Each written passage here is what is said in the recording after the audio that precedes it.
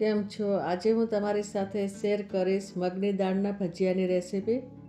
મગની દાળના ભજીયા બનાવવા માટે સૌ પ્રથમ આપણે જે દાળ છે મગની તેને 2 કલાક પહેલાં પલાળવાની છે અને પલાળી અને એને બરાબર ધોઈ લેવાની છે, જે આવી રીતે એકદમ ફૂલી અને સરસ થઈ જાય છે. આવી રીતે આપણે દાળને પલાળી લેવાની છે અને એને આવી રીતે કોરી કરી લેવાની છે. હવે આપણે આ મિક્સચરમાં આની પેસ્ટ બનાવવાની છે, તે આવી રીતે પેસ્ટ બનાવી લેવાની.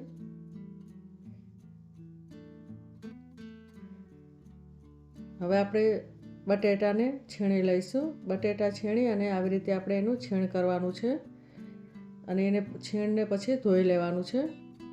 ધોઈ અને આવી રીતે કોરું કરી લેવાનું. અને ડુંગળી છે તે મેં કટિંગ કરીને લીધેલી છે અને લીલા મરચાં પણ કટિંગ કરીને લીધેલા છે.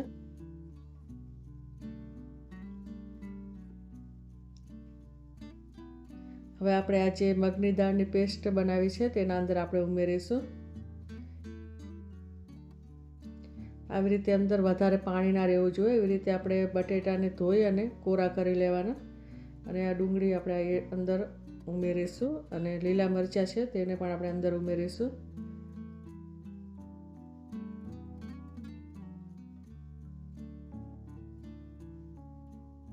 હવે આપણે આ જે આદુની પેસ્ટ છે તે ઉમેરીશું અંદર.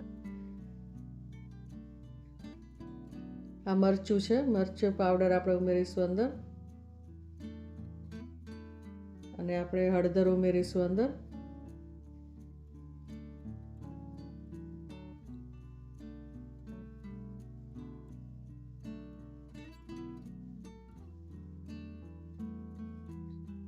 આ જે આખું જીરું છે અને આની જગ્યાએ તમારે વરિયાળી પણ ઉપયોગ કરવો તો કરી શકો છો અને અંદર વરિયાળી પણ સારી લાગે છે. તો આપણે જીરું ઉમેરીશું અંદર.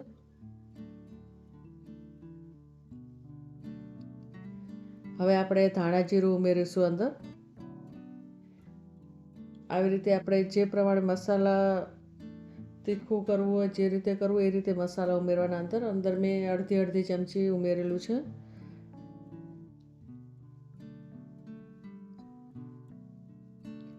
આ જે ગરમ મસાલો છે, ગરમ મસાલો અંદર ઉમેરીશું અને મીઠું આપણે સ્વાદ અનુસાર ઉમેરીશું.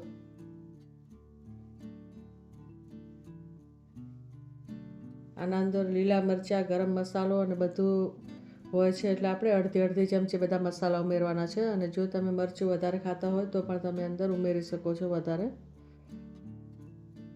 હવે આપણે આ બરાબર મિક્સ કરી લેવાનું છે અને આવી રીતે જે બટેટાનું છીણ અને પેસ્ટ જે આપણે મગની દાળની બનાવી છે તેના એકદમ સરસ ભજીયા બને છે. આવી જ રીતે મારી અવનવી રેસીપી આપેલી છે મારી ચેનલમાં, તો તમે જોજો અને પસંદ આવે, જે પણ વિડીયો પસંદ આવે તો શેર કરવાનું ભૂલતા નહીં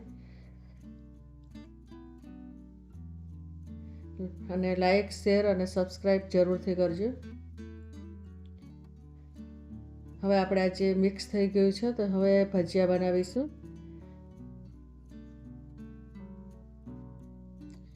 આવી રીતે આપણે આ જે પેસ્ટ બનાવી છે તે આ ટાઈપની જ હોવી જોઈએ. આને એકદમ ઢીલી નથી રાખવાની. આવી રીતે આપણે ગોળ શેપમાં આપણે બનાવી લઈશું.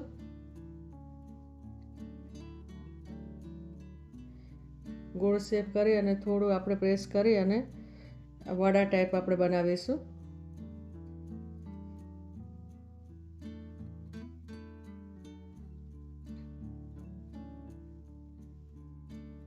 તેલ પણ આવી રીતે મીડિયમ ગરમ થાય એટલે આપણે અંદર ઉમેરવાના છે અને આને આપણે ધીમા તાપથી તળવાના છે. ધીમા તાપથી તળવાના અને બ્રાઉન રંગના થાય ત્યાં સુધી આપણે તળીશું. આને તળાતા 6-7 મિનિટનો ટાઈમ લાગે છે. અને આવી રીતે આપણે એને પલટાવતા રહેવાનું છે.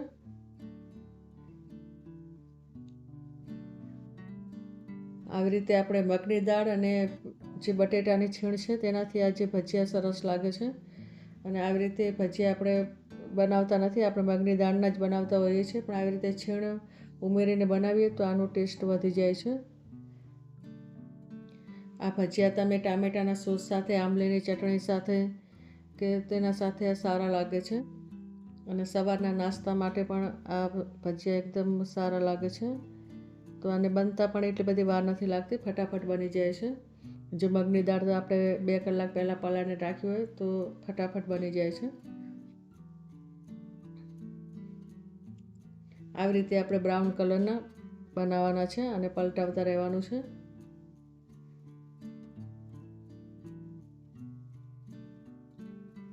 આવી જ રીતે મારી ચેનલમાં મેથીના ગોટાની છે, ડાકોરના ગોટાની છે, આવી રીતે અલગ અલગ મેં રેસીપી શેર કરેલી છે મારી ચેનલમાં.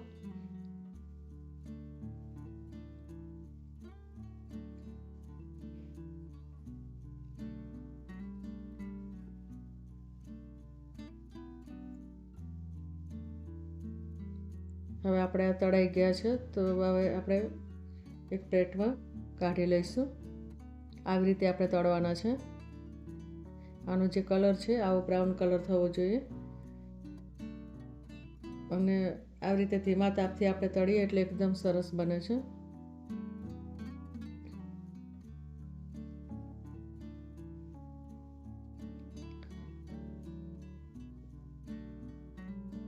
હું એક વિડીયો રોજ શેર કરું છું. જો તમે સબસ્ક્રાઈબ કરેલું હશે તો તમને નોટિફિકેશન મળશે અને રોજ નવો એક વિડીયો જોવા મળશે. તો તમે સબસ્ક્રાઈબ ના કર્યું હોય તો સબસ્ક્રાઈબ જરૂરથી કરી લેજો. અને મારી ચેનલને કોઈ પણ રેસીપી પસંદ આવે તો શેર કરવાનું ભૂલતા નહીં. અને હવે મળીશું આપણે બીજી રેસીપીમાં. ત્યાં સુધી બાય.